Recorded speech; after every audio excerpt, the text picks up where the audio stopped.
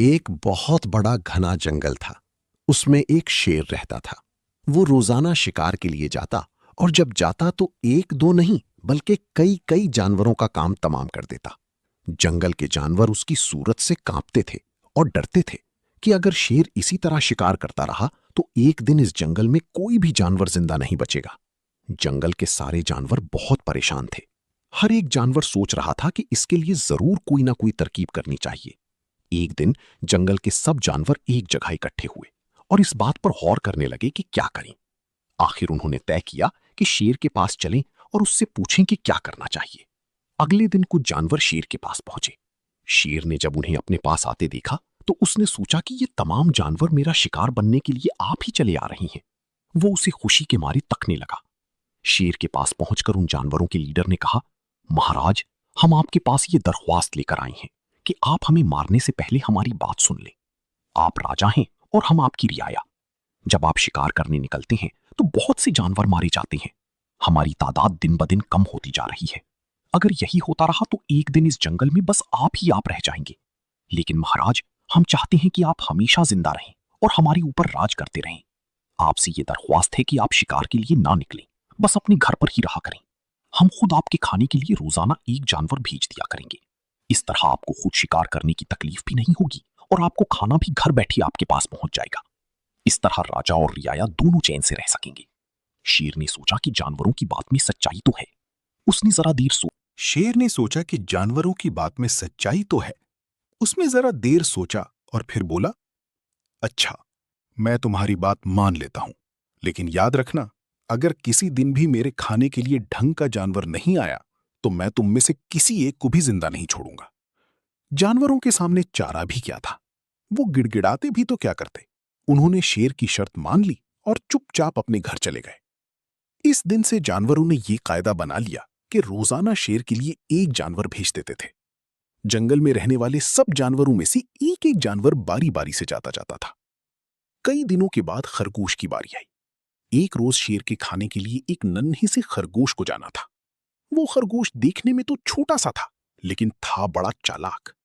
उसने सोचा कि मैं भी कोई बेवकूफ हूं जो मुफ्त में शेर का नवाला बनूं। अपनी जान बचाने के लिए कोई ना कोई तरकीब तो सोचना ही चाहिए, और अगर हो सके तो कोई ऐसा काम करना चाहिए कि जिससे मेरी नहीं बल्कि सबकी इस मुसीबत से हमेशा के लिए जान छूट जाए। आखिर उसके जहन में एक तरकीब आई। खरगोश बहुत आहिस्ता आहिस्ता लहकता हुआ बड़े इत्मीनान से शेर के घर की तरफ चला। जब वो शेर के पास पहुंचा तब काफी देर हो चुकी थी। शेर भूख के मारे भड़क के बुरा हाल था। जब उसने देखा कि एक नन्हा सा खरगोश चला आ रहा है तो मारे गुस्से की उसका बुरा हाल हो गया। वो गरजते हुए बोला, तुमको किसने भेजा है? एक तो खुद चुटकी भर का है और फिर इतनी देर के बाद आया है। जिसने तुमको यहां भेजा है मैं उन सबको सबक सिखाऊंगा, एक एक को काम तमाम कर दूंगा। मेरा नाम शेर है। नन्हे खरगोश ने बड़ी अदब से माथा टेक कर सलाम किया और कहा, महाराज, अगर आप मेरी बात सुन ले तो मुझ पर या और जानवरों को इल्जाम नहीं देंगे। वो तो खुद जानती हैं कि एक छोटा सा खरगोश आपके लिए काफी नहीं है, इसलिए उन्होंने एक ना दो बल्कि 5 खरगोश भेजे थे। लेकिन रास्ते में हमें एक और शेर मिल गया। उसने हम में से 4 खरगोशों को मारकर खा लिया। ये सुनते ही शेर दहाड़ते हुए बोला, क्या कहा? दूसरा शेर? वो कौन है? तुमने उसे कहां देखा? जरा मुझे तो बताओ। हुजूर, वो बहुत ही बड़ा शेर है, खरगोश ने कहा। वो जमीन के अंदर एक गहरी गार से निकला था। वो तो सरकार को भी मारने जा रहा था, मगर मैंने उससे कहा, महाराज, आपको पता नहीं कि आपने ये क्या गजब कर दिया है। हम सब अपने महाराज की ग़िज़ा हैं, उनके खाने के लिए जा रहे थे, लेकिन आपने उनका सारा खाना चट कर दिया। आप सोचिए कि वो कितने बड़े होंगे। ऐसी बातें बर्दाश्त नहीं कर सकते। आपकी खैर नहीं, अब वो आपको जिंदा ना छोड़ेंगे। ये सुनकर उसने कहर से पूछा, कौन है वो तुम्हारा राजा? मैंने जवाब दिया, जनाब, हमारा राजा जंगल का सबसे बड़ा शेर है। सरकार, जैसे ही मेरी जबान से यह बात निकली वो मारे गुस्से के लाल पीला हो गया और बोला, अरे बेवकूफ, इस जंगल का राजा सिर्फ मैं हूं। यहां के तमाम जानवर मेरी रियाया हैं। मैं उनके साथ जो चाहे सलूक करूं। जिस मनहूस को तुम अपना राजा कह रहे हो उस चोर को मेरे सामने हाजिर करो। मैं उसे बताऊंगा कि जंगल का असली राजा कौन है। ये बड़ा आया राजा बनने वाला। महाराज, इतना कहकर उस मक्कार ने आपको खाने के लिए मुझे यहां भेज दिया है। खरगोश की बात सुनकर शेर को बहुत गुस्सा आया और वो बड़े जोर से गरजा। उसकी आवाज से सारा जंगल गूंज उठा। मुझे बताओ कि वो बदमाश कहां रहता है, शेर ने गर्ज कर कहा। मैं अभी उसे जान से मार डालूंगा, उस वक्त तक मुझे चैन नहीं मिल सकता। बहुत अच्छा हुजूर, खरगोश ने कहा। मौत ही इस बदमाश की सजा है। अगर मेरे हाथ पांव मजबूत होते तो मैं खुद ही उसकी खाल उधेड़ देता। किधर चलना है, शेर ने कहा। मुझे फौरन बताओ किधर चलना है। इस तरफ आइए मालिक, इसी तरह खरगोश ने कहा। वो आगे आगे रास्ता दिखाता हुआ शेर को एक कुएं की तरफ ले गया और वहां पहुंचकर बोला, महाराज, वो बदमाश शेर जमीन के अंदर एक किले में रहता है। जरा होशियारी से पग बढ़ाना, वो दुश्मन घात में होता है।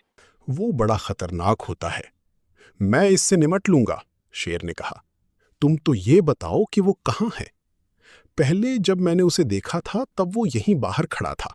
ऐसा मालूम होता है कि आपको आता देखकर अपने किले में घुस गया है। इधर आइए सरकार, मैं आपको दिखाता हूं उसे। खरगोश ने कुएं के अंदर झांक कर आहिस्ता से कहा, ये रहा सरकार, आप भी देख लीजिए। शेर ने कुएं के अंदर झांका तो उसे पानी में अपनी ही परछाई दिखाई दी।